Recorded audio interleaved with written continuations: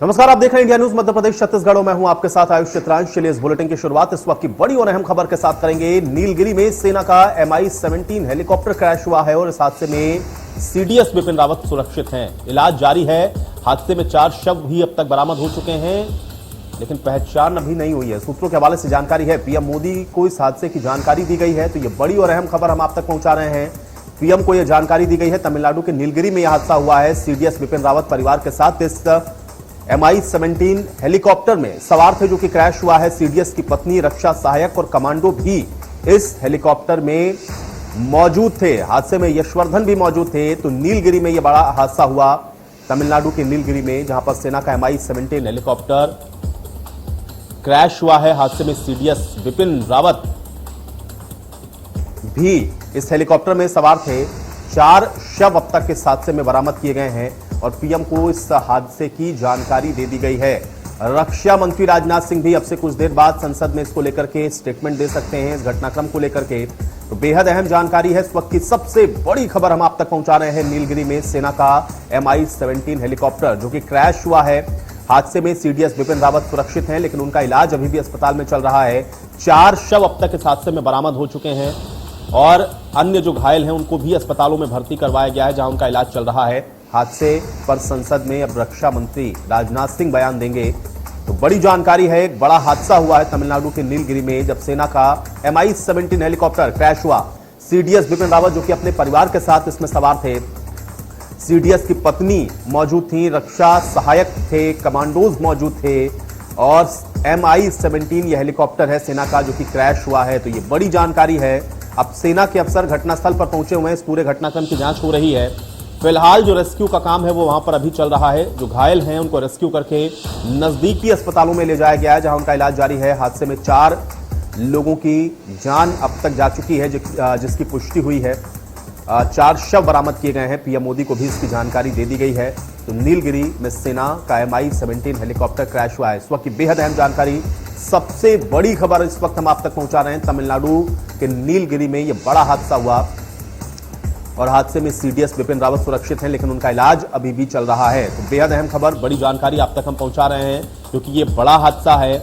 अब इसके पीछे की क्या वजह रही हैं, किन कारणों से ये जो हादसा हुआ, ये तमाम ऐसी अहम चीजें हैं जो कि जांच का विषय हैं। लेकिन नीलगिरी में सेना का MI-17 हेलीकॉप्टर जो क्रैश हुआ है, वो अपने आप में कई अहम सवालों को भी खड़े कर रहा है। तो नीलगिरी में सेना का MI-17 हेलीकॉप्टर क्रैश हुआ। हादसे में CDS बिपिन रावत जो कि इसमें मौजूद थे सुरक्षित बताए जा रहे हैं, लेकिन इलाज अभी भी उनका अस्पताल में चल रहा है। और इसी पर बातचीत करेंगे। प्रफुल्ल बख्शी जी हमारे साथ जुड़ रहे हैं, डिफेंस एक्सपर्ट हैं। प्रफुल्ल बख्शी जी, एक बड़ा हादसा हुआ नीलगिरी में तमिलनाडु के, जहां पर MI-17 हेलीकॉप्टर क्रैश हुआ। इस हादसे को आप किस प्रकार से देखते हैं और क्या इस हादसे को लेकर के आप बता सकते हैं? MI-17 जैसा हेलीकॉप्टर का क्रैश होना, कैसे इसको देखा जाए?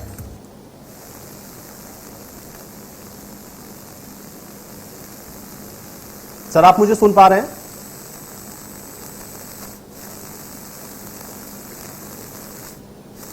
चलिए, शायद मेरी आवाज नहीं पहुंच रही है। तो बड़ी जानकारी एक बार फिर से हम आप तक पहुंचा दें। हादसे पर बयान भी रक्षा मंत्री के द्वारा आपसे कुछ देर में दिया जाना है। तो नीलगिरी में सेना का MI-17 हेलीकॉप्टर जो कि क्रैश हुआ और हादसे में CDS बिपिन रावत सुरक्षित बताए जा रहे हैं, लेकिन अभी उनका इलाज फिलहाल चल रहा है। लेकिन हादसे के पीछे की वजूहात क्या रही हैं, क्या कारण हुए कि ये जो हादसा हुआ, ये तमाम ऐसी चीजें हैं जो कि जांच का विषय है। लेकिन महत्वपूर्ण इसलिए हो जाता है क्योंकि CDS खुद इस हेलीकॉप्टर में सवार थे और सपरिवार वो इसमें मौजूद थे। और ऐसे में हेलीकॉप्टर का क्रैश होना और अभी भी जो रेस्क्यू का काम चल रहा है, या फिर वो जिस तरीके का इलाका है, अगर उस इलाके को भी आप देखेंगे तो बहुत महत्वपूर्ण है कि जो रेस्क्यू का काम है वो किस तरह से चलेगा।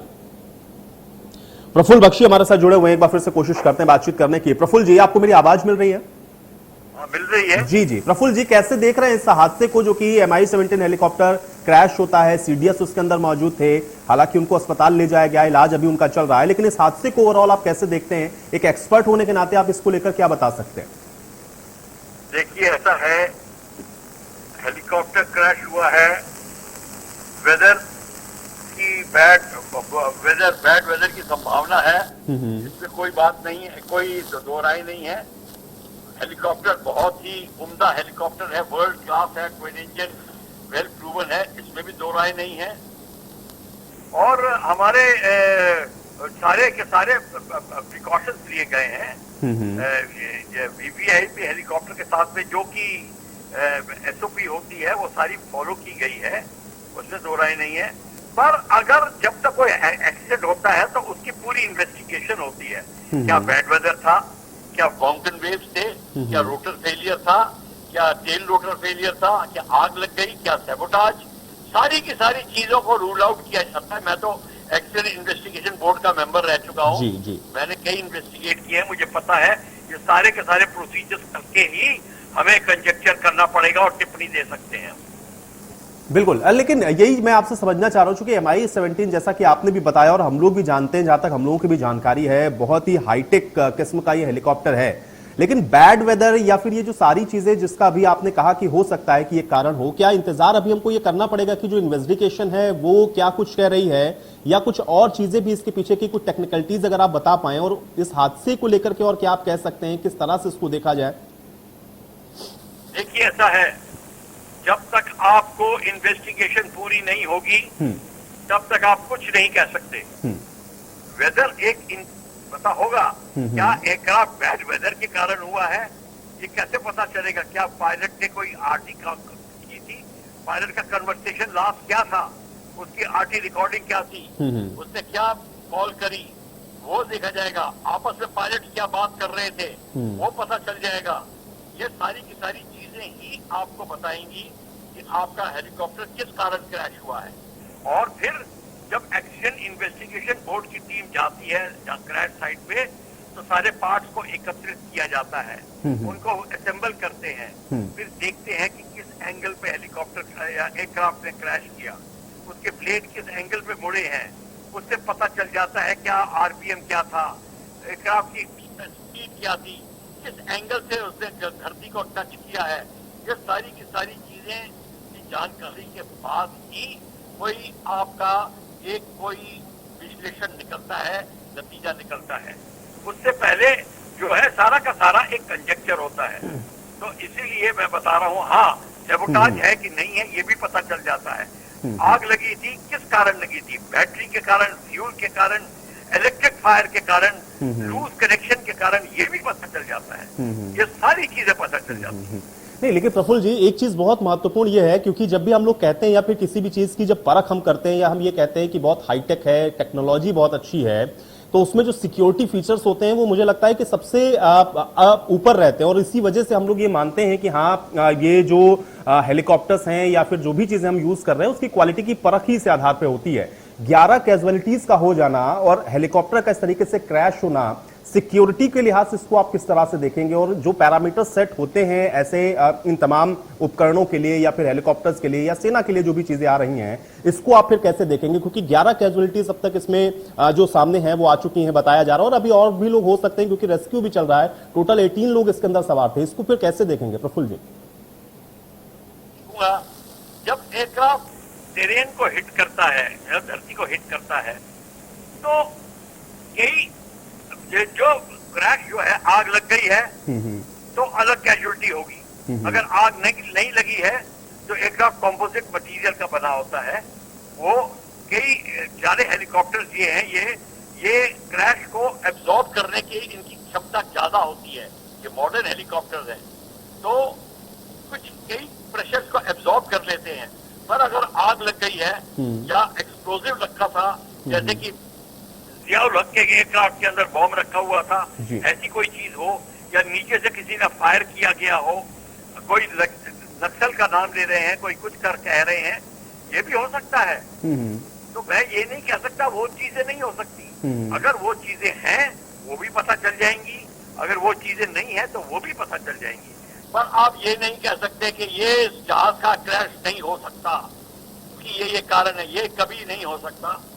ये जो सिंड्रोम है जिसको कि टाइटैनिक सिंड्रोम कहते हैं, ये नहीं हो सकता बिल्कुल भी।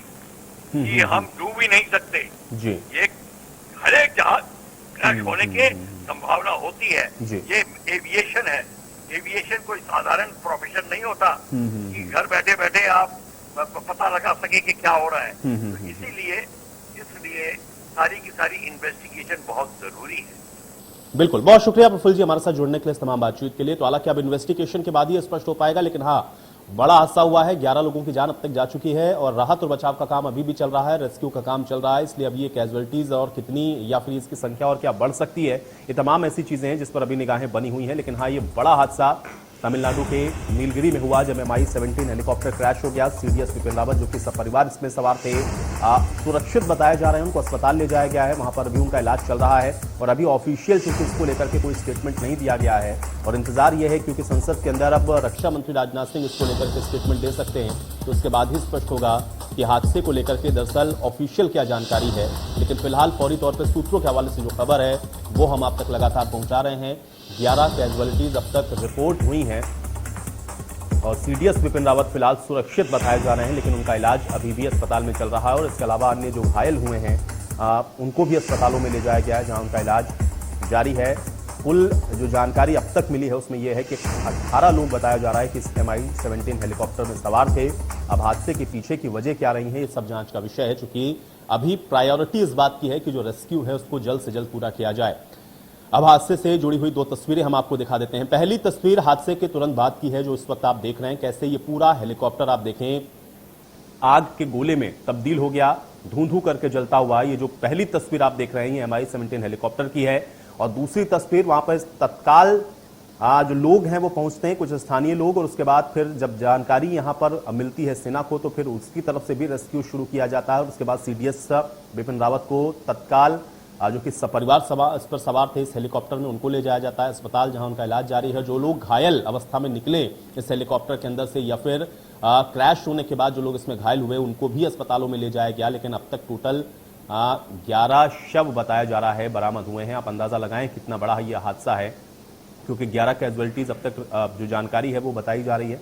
टोटल 18 लोग सवार थे और सीडीएस विपिन रावत जो कि अपनी पत्नी के साथ इस हेलीकॉप्टर में मौजूद थे, वो सुरक्षित अभी बताए जा रहे हैं, लेकिन अस्पताल में वो एडमिट हैं। इसलिए निगाहें इस बात पर भी टिकी हैं कि इसको लेकर के और अपडेट अभी और क्या सामने आती हैं।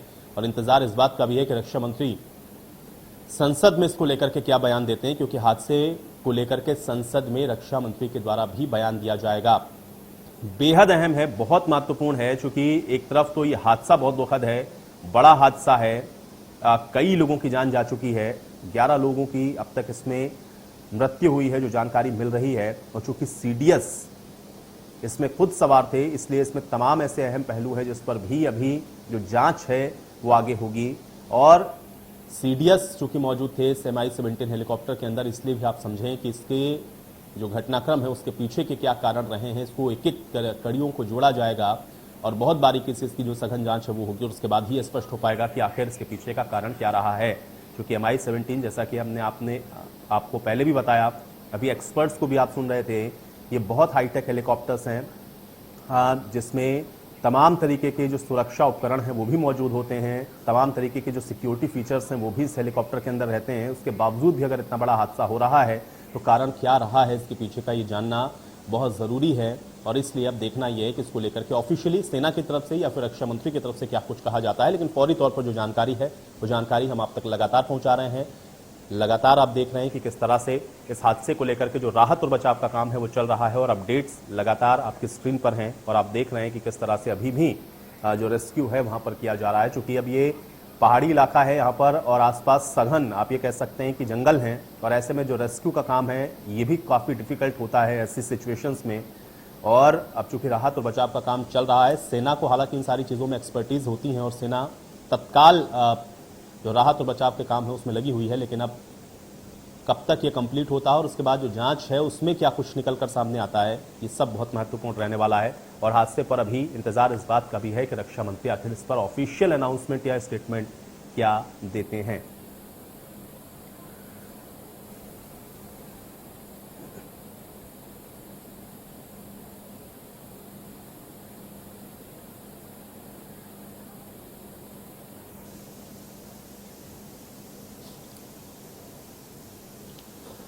तो एक बार फिर से देख लें, दो तस्वीरें हम आपको लगातार दिखा रहे हैं। पहली तस्वीर जो आप इस समय देख रहे हैं ये हादसे के तुरंत बाद की हैं तस्वीरें, जिसमें सेना का ये MI-17 हेलीकॉप्टर जो कि क्रैश हुआ है उसकी तस्वीर। और दूसरी तस्वीर आप देख रहे हैं राहत और बचाव के काम की, और 11 लोग इनके शव बरामद किए गए हैं। बहुत भयानक ये हादसा है पूरा हेलीकॉप्टर आप देख रहे हैं कि किस तरह से आग के गोले में तब्दील हो गया है।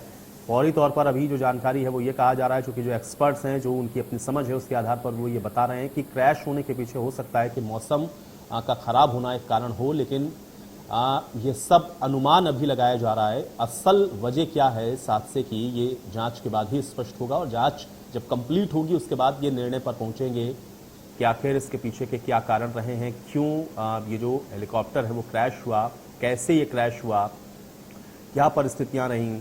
ब्लैक बॉक्स को लेकर के भी अब जो असल चीज़ें हैं उससे सामने आएंगी, क्योंकि उसके अंदर जो सारी गतिविधियां हैं वो कैद होंगी।